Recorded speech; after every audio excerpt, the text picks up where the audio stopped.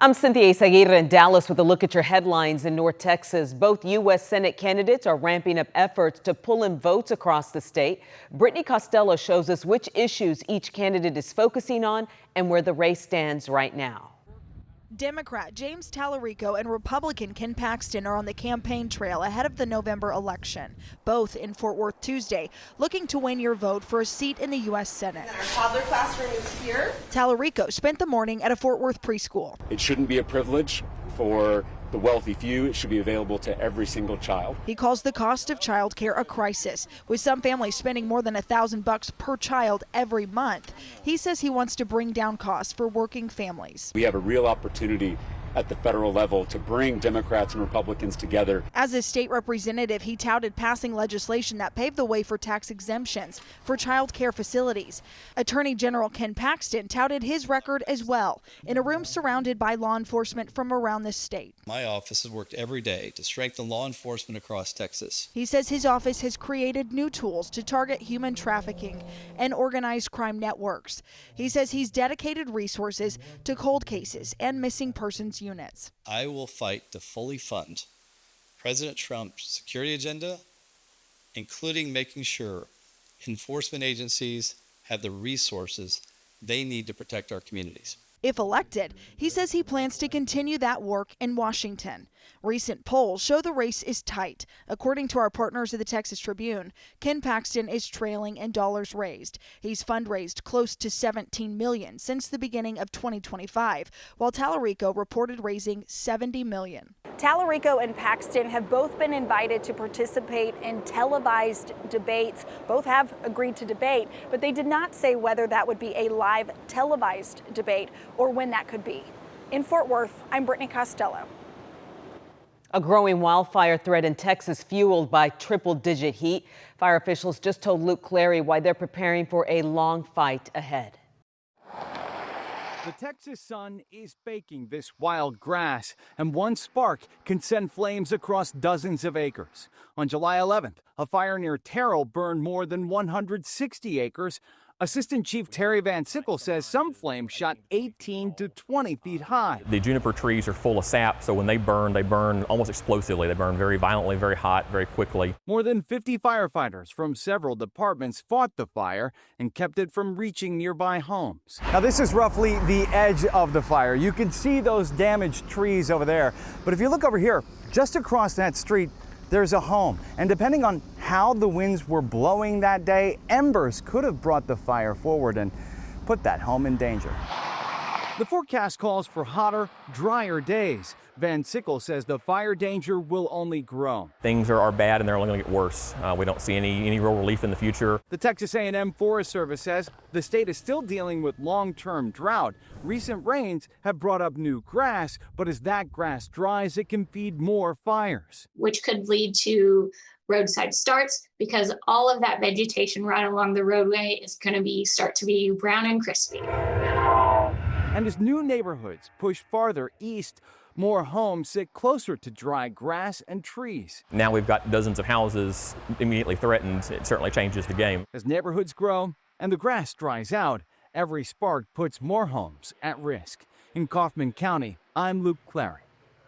New details about the arrest of a North Texas realtor in a cold case that's more than a decade old. Scoop Jefferson got the arrest affidavit revealing how and when or where police caught their suspect. Court documents reveal who police believe is in this video and responsible for a 2012 deadly, brutal stabbing, a cold case until now. On July 17, police arrested 42-year-old Myra Velasquez, saying they can connect her to the crime using their genetic genealogy program. All of a sudden, you have a DNA matchup. Police expert Dr. Alex Del Carmen is not connected to the case, but following it, saying DNA technology is better than ever now for police hoping to solve cold cases. And it's also really a hope that it gives all of those loved ones that are still waiting for their cases to be solved, even after a number of years. On July 19, 2012, Arlington homicide detectives say they found 32-year-old Iracema Chavez on the floor of her South Collins Street apartment, stabbed more than 100 times.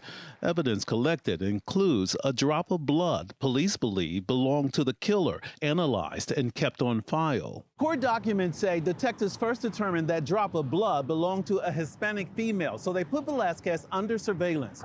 They followed her to lunch last May, where she ate with friends and used 2 plastic forks.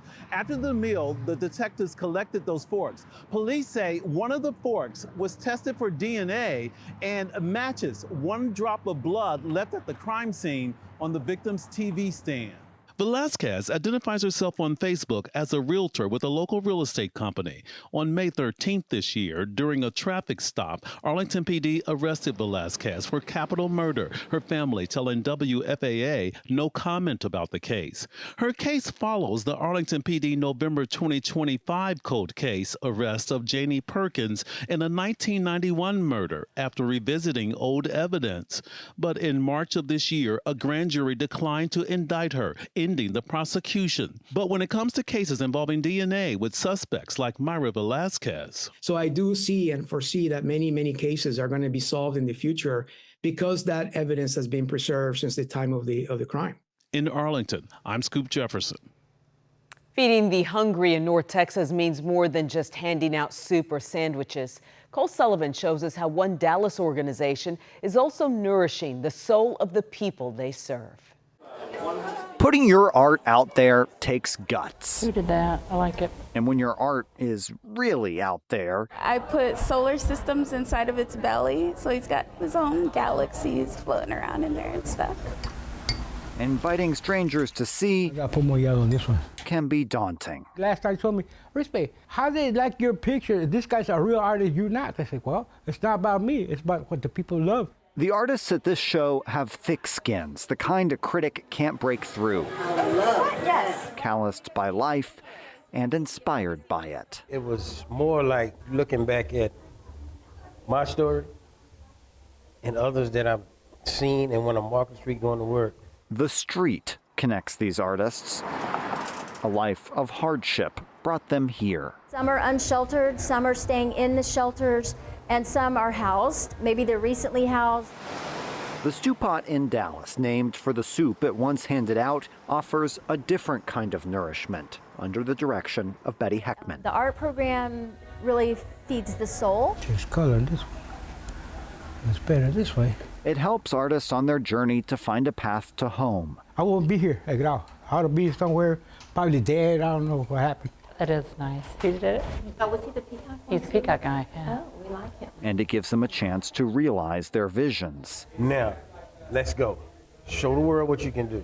A gallery show like this one, the first stew pot has thrown on its campus, has additional benefit too. The artist gets paid for their genius. She says every painting they sell, the artist keeps 90%.